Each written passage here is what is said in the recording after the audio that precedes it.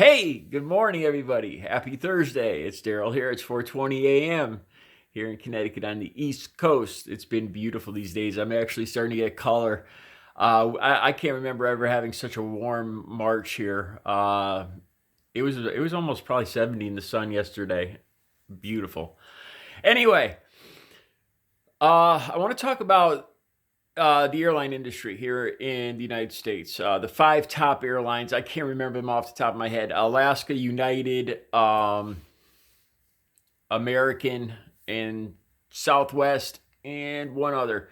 Okay, now, as anyone would expect, the airline industry is taking a huge hit. Nobody wants to get on a plane and risk getting COVID-19. Understandable. See, here's the problem. Instead of putting money away for a rainy day, instead of reinvesting in the employees and in reinvesting in their business, like most businesses should, a good business plan, they have spent $45 billion in executive bonuses and I don't know a lot about stocks, but about in dividends and buybacks. I'm not sure how buybacks works. I'll be honest with you, but they basically each one of these airlines executive bonuses have been about between 100 million and 200 million for each airline, just in bonuses for the executives in the last 5 years. Okay, now, on a rainy day, when most businesses, like a mom and pop around here, I imagine you put money away for a rainy day. You don't know what's going to happen. You buy insurance. You know, it's good business sense. What we have here is these guys are just enriching themselves. We have the executives making these obscene bonuses. Now, this is the problem here now. Trump has promised that the airline industry, those five airlines right there, are going to be number one in a bailout. They're seeking $50 billion of our money to bail them out of this situation.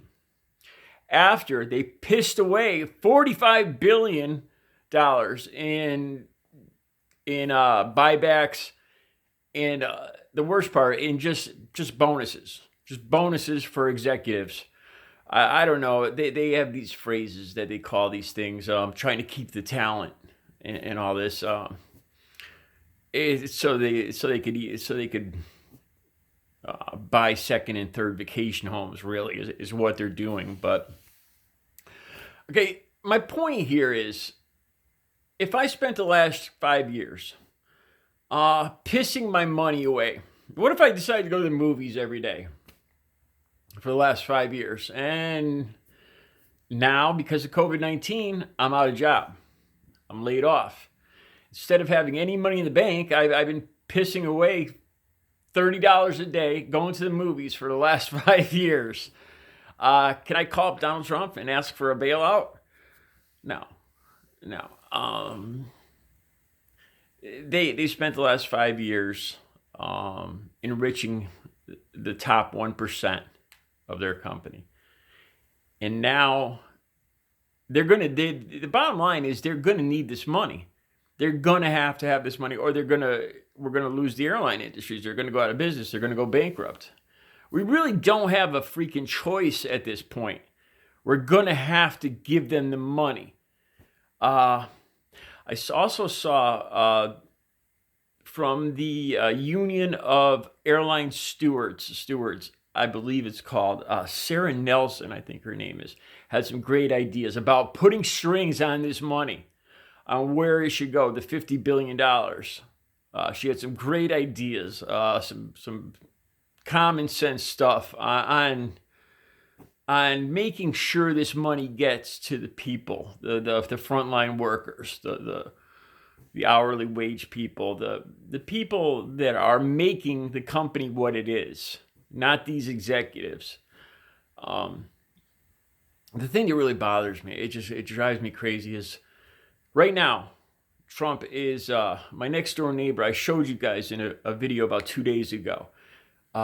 Everybody that gets any like $50, $100 in food stamps a month, $100 a month. I think the max, most people don't get more than $100 from what I understand a month, maybe $1,000 a year. And this is a big help to a lot of people. This is the difference between, having a bowl of cereal for supper or having a decent meal, some fish, maybe a steak or something. This is the difference. It makes a big difference for a lot of people. That $100 or $200 makes a big difference. And Trump's trying to cut this. He makes it sound like he's putting people back to work. He's lifting them off of welfare. No, I read the letters. He's just cutting it. They're just cutting it. They're just saying you could, we think you can work. We're not giving you money anymore, and forget it. Now we're only talking about $100 a month. I know there's a lot of people that are receiving this, but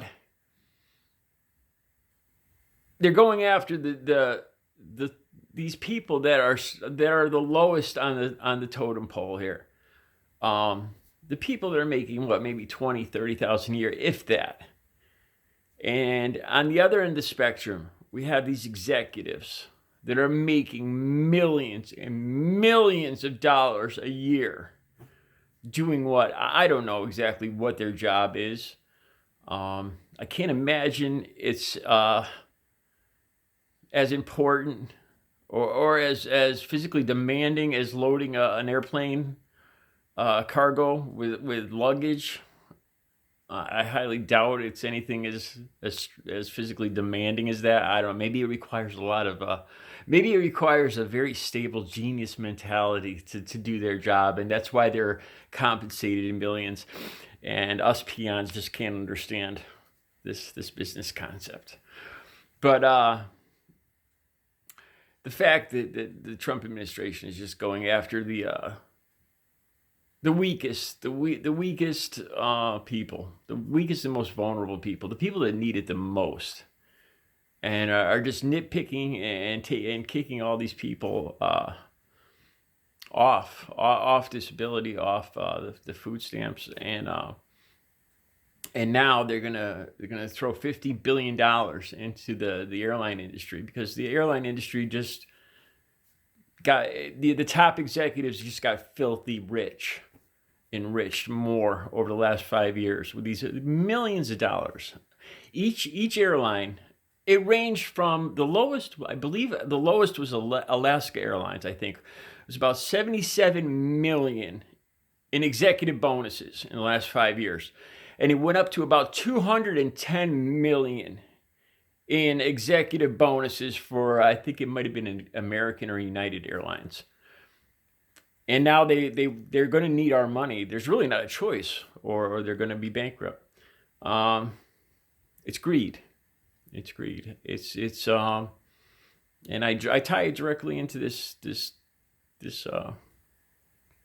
Trump administration, this conservative way, supposedly conservative way of thinking, where they just penalize the weakest and most vulnerable people in our country, so that the top 1% can get even wealthier. That's my thoughts for today. All right, you guys have a good Thursday.